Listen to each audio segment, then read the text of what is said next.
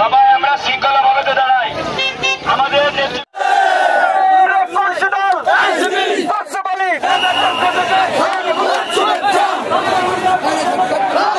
নাসিরউদ্দিন পাটোয়ারি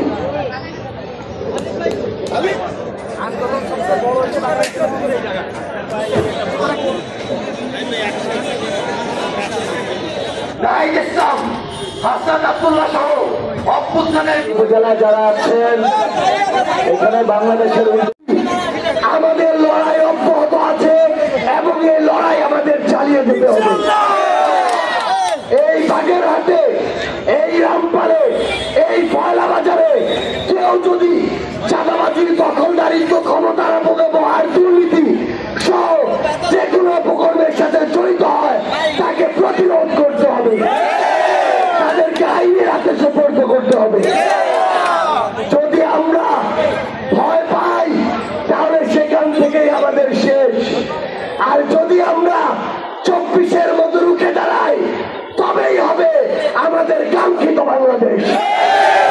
মুসলমান বিনা কারণে আর এক ব্যক্তির উপরে তারা হামলা করতে পারে না।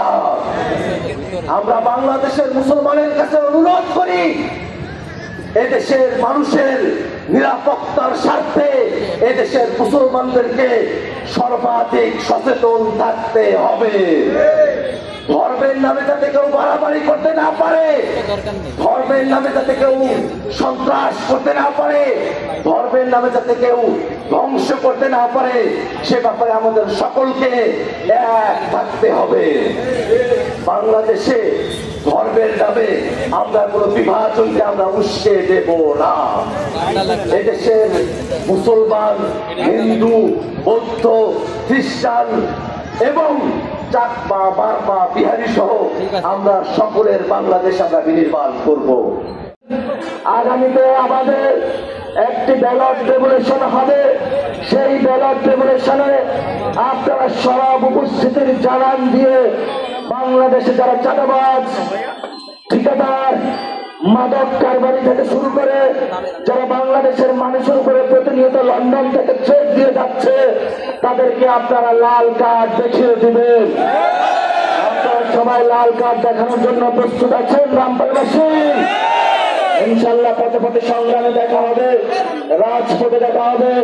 সবাই প্রস্তুত থাকবেন, লড়াইয়ের সংগ্রামে সবাই সাথে কথা হবে। সবাইকে আসসালাম।